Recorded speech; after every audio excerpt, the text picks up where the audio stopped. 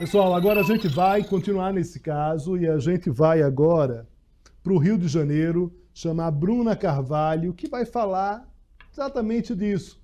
Essa influência do crime organizado, Bruna Carvalho, no estado do Rio de Janeiro. Hoje pela manhã a gente fez um programa aqui, né, mais cedo, no Brasil Agora, mostrando, né, justamente essa dificuldade, né, que se tem em relação ao Rio de Janeiro. A gente teve um assassinato de uma vereadora, um início de investigação, inclusive com o Rio, sobre uma intervenção militar, né? Como é que está essa discussão em relação a essa dificuldade? Bruna, não é só isso, Bruna, é lamentável, governadores que foram investigados, governadores presos, enfim, Rio de Janeiro, de fato, tem uma dificuldade, a impressão que a gente tem no país, fora do Rio de Janeiro, é que o crime, de fato, está entranhado, né, no Rio de Janeiro. Como é que vocês trabalham? Como é que esse caso ele pode, mais uma vez, ser uma esperança, a partir de uma tragédia, ser uma esperança para que, de fato, a gente consiga, se não de imediato, mas pelo menos no futuro breve, espera-se, o Rio de Janeiro conseguir respirar, uma cidade tão bonita, com um povo de fato maravilhoso e com uma política e um crime organizado completamente entranhados.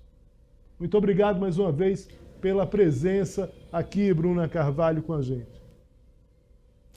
Leonardo, boa tarde para você, né? Para quem está acompanhando a gente. Olha, a gente está falando apenas de uma investigação, claro, uma investigação enorme, é um relatório de 480 páginas da Polícia Federal, e cada página que a gente lê, a gente acaba se deparando com várias figuras que a gente, que é jornalista, as pessoas que moram no Rio, estão acostumadas a ver. São pessoas que a gente vê na televisão, que a gente vê em cargos altos, e isso é uma realidade que a gente já vem acompanhando há alguns anos. Claro que ter um delegado, né, que foi chefe da Polícia Civil, se apontado como mandante, ainda foi uma surpresa. Mas se a gente for olhar o histórico de outros chefes da Polícia Civil, a gente tem outros que foram presos também por outras situações, mas por ligações criminosas, né? A gente teve o Ricardo Alac, o Álvaro Lins, todos que foram presos, né, nos últimos anos. Tivemos também o Alan Turnovski, justamente por esses crimes que envolviam milícia e jogo do bicho. Então a gente vê como tem essa ligação forte entre políticos, milicianos, os contraventores e essas autoridades policiais também. As últimas investigações mostraram muito isso. E hoje a gente teve exonerações importantes aqui no Rio. A Prefeitura exonerou 6 pessoas que foram indicadas pelo Chiquinho, e uma delas chama atenção. É sobrinho do bicheiro Anísio. Então, a gente tem uma situação muito pontual. A gente vê um sobrinho de um bicheiro, do Anísio Abraão, que foi nomeado pelo Chiquinho, e aí reforça essas ligações que a gente vê.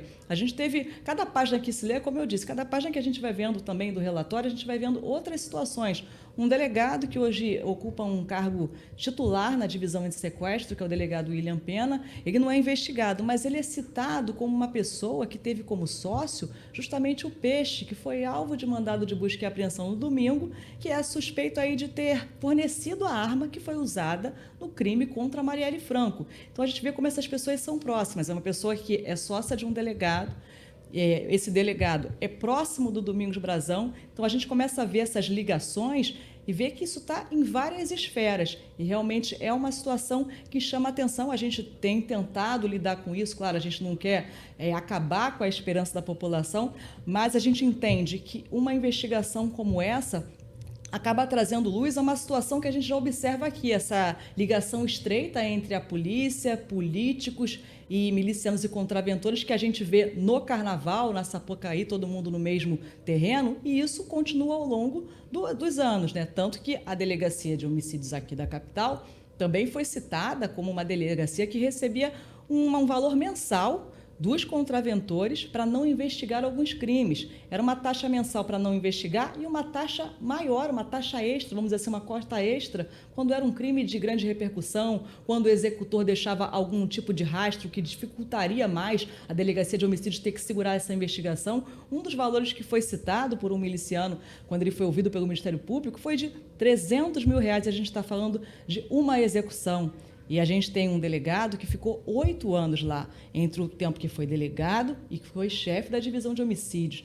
E a gente tem, se a gente for olhar para isso, a gente está falando apenas de uma gestão, mas é um problema que a gente vai olhar lá da década de 80, 90, quando começou essa questão dos militares começarem em associações de moradores, se envolver um pouco com a população, e aí depois foram ocupando alguns cargos, indo para a política efetivamente.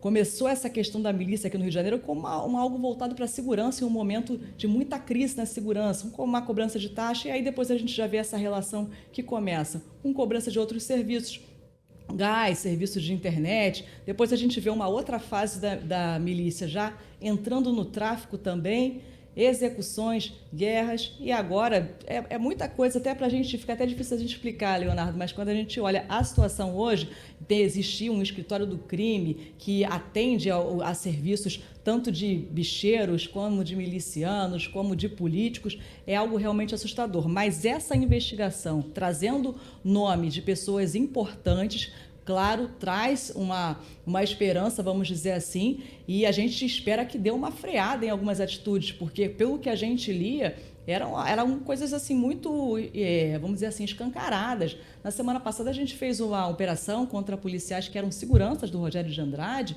e eles tinham até planilhas de valores recebidos, mostrando assim policiais militares que estavam em batalhões, que deveriam combater, né, participar efetivamente de algumas ações, e estavam ali tirando um serviço extra, dobrando o seu salário, fazendo uma segurança de um bicheiro. Leonardo. Bruna Carvalho, agradeço muito aqui as informações, também a análise, gentileza, a informação precisa. Muito obrigado a você, uma boa noite, um bom trabalho. Espero, como você disse, que essa investigação leve para algum lugar. Gente, não é de hoje que se fala nessa banda podre na polícia carioca.